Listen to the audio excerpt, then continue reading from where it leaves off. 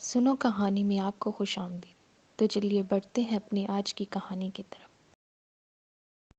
سکندر اپنے والدین کے ساتھ ایک گاؤں میں رہتا تھا۔ وہ اپنے والدین کا اکلوتا بیٹا تھا۔ سکندر کے والدین بہت غریب تھے۔ سکندر کا والد پہاڑوں کو کاٹنے والی ایک کمپنی میں کام کرتا تھا، جہاں پر وہ ایک معمولی حیثیت کا ملازم تھا۔ سکندر کی والدہ بھی سلائی کڑھائی کا کام کرتی تھی اور اس کے والدین کی پیسوں سے ان کا گھر چلتا تھا۔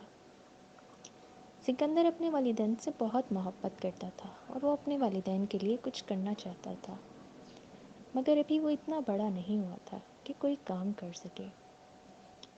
اسے اپنی غربت پر بہت زیادہ افسوس تھا اور وہ اکثر ہی سوچتا کہ وہ بڑا ہو کر کوئی ایسا کام کرے گا جس سے اس کے والدین کو کوئی کام نہ کرنا پڑے۔ سکندر کی والدہ اسے کپڑے دے کر مختلف گھروں میں بھیجتی تھی، جن گھروں سے اسے سلائی کے لیے کپڑے آتے تھے۔ سکندر ان گھروں کے واپس کپڑے کرنے کے لیے جاتا تھا۔ وہ اکثر اپنی والدہ کے چھوٹے موٹے کام بھی کیا کرتا تھا۔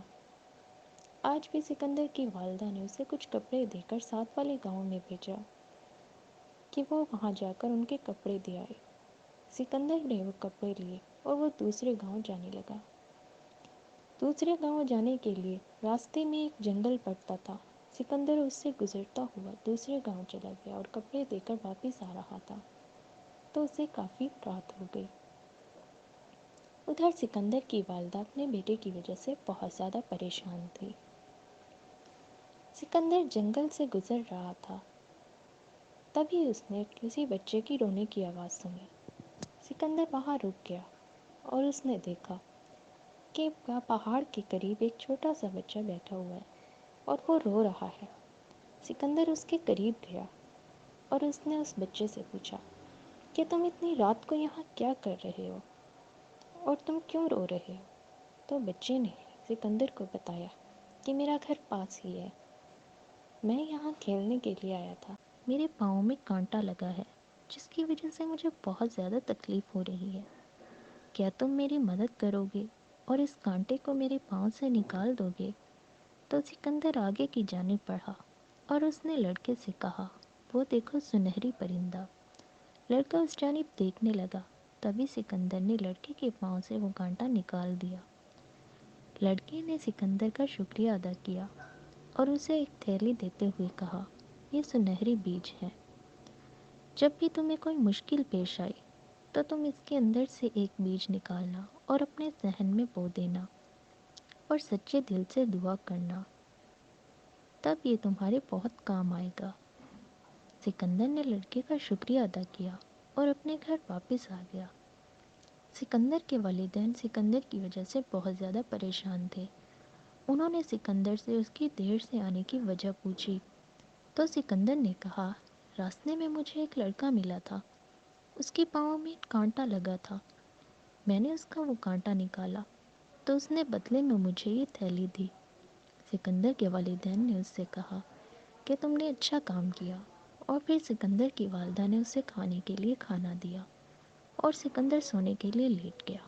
کچھ دنوں کے بعد سکندر تھیلی کو بھول گیا تھا اور اپنے کاموں میں لگ گیا۔ تبھی اچانک باہر کا دروازہ بجنے لگا۔ سکندر نے باہر جا کر دروازہ کھولا تو سامنے اپنے والد کو دیکھا۔ آج وہ کام سے اتنی جلدی آ گیا، سکندر سوچنے لگا۔ تبھی اس کے والد نے گھر آ کر اپنی بیوی کو بتایا کہ آج اس کی نوکری ختم ہو گئی ہے۔ یہ سن کر اس کی بیوی بہت زیادہ پریشان ہوئی اور اس نے اپنے شوہر سے کہا، یہ کیسے ممکن ہے؟ تو اس کے شوہر نے اسے بتایا کہ کمپنی کا مالک عام پتھروں کی بجائے قیمتی پتھر اسمگل کر رہا تھا، جس کی وجہ سے کمپنی کا لائسنس ختم کر دیا گیا ہے اور میری نوکری بھی ختم ہو گئی ہے۔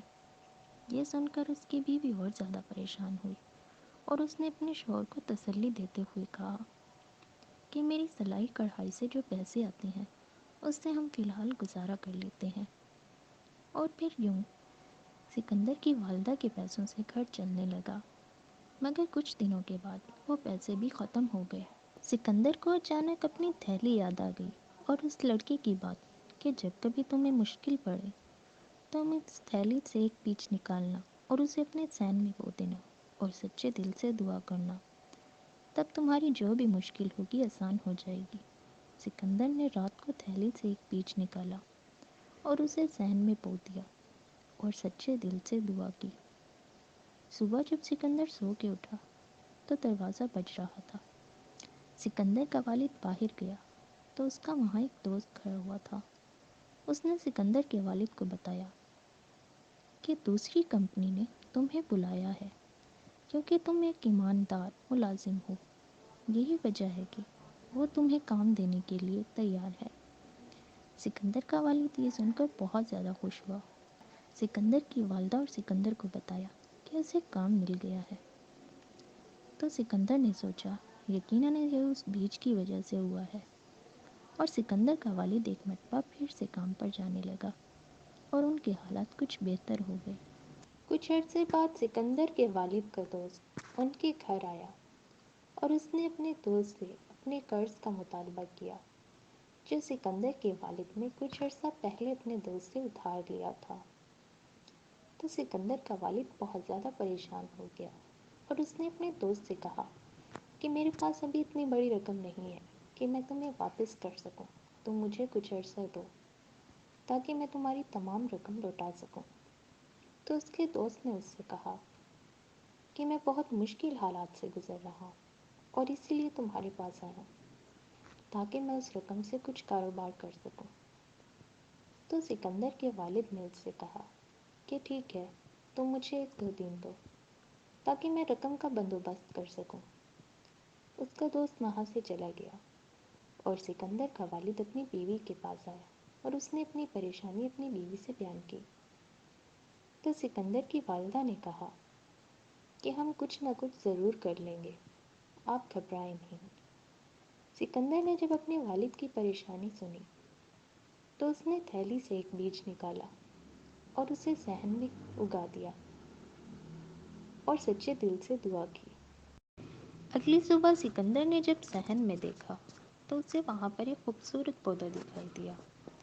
سکندر اس پودے کو دیکھ کر خوش ہو رہا تھا، تبھی اچانک ان کے دروازے پر دستک ہوئی۔ سکندر نے جب دروازہ کھولا تو سامنے اس کا ماموں تھا۔ سکندر اپنے ماموں کو لے کر اپنی والدہ کے پاس آیا۔ سکندر کی والدہ اپنے بھائی کو دیکھ کر بہت زیادہ خوش ہوئی۔ تو سکندر کے ماموں نے انہیں بتایا شہر میں جو ان کی زمین تھی انہوں نے اس کو فروخت کر دیا ہے اور اس کے حصے کے پیسے وہ اپنی بہن کو دینے کے لیے آیا ہے۔ جب سکندر کی والدہ نے اپنے بھائی سے سنا تو اسے بہت زیادہ خوشی ہوئی اور اس نے وہ رقم بھی لی۔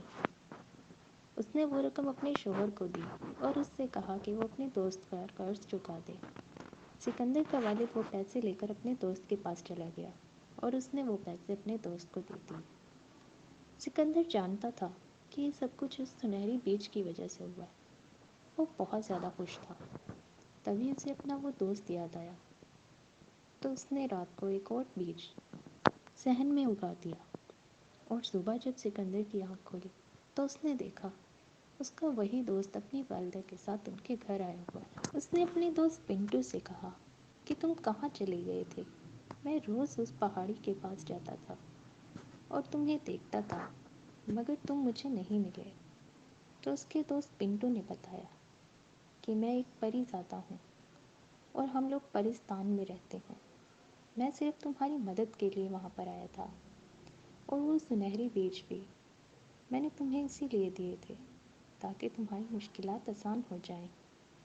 جب تک تم ان سنہری بیجوں کا استعمال سچائی کے راستے پر کرتے رہو گے تب تک وہ تمہارے کام آتے رہیں گے، مگر اگر تم نے جھوٹ بولا تو وہ سنہری بیج جو کہ جادو کے ہیں غائب ہو جائیں گے۔ تو اس نے اپنے دوست کا ایک مرتبہ پھر سے شکریہ ادا کیا اور اس سے وعدہ کیا کہ وہ کبھی بھی جھوٹ نہیں بولے گا اور ہمیشہ سچائی کے راستے پر چلے گا۔ تبھی اس کا دوست اس سے مل کر خوش ہوا اور وہ وہاں سے چلا گیا۔ ہمارے چینل کو سبسکرائب کریں اور کمنٹ سیکشن میں اپنی رائے سے ضرور آگاہ کیجیے۔ شکریہ۔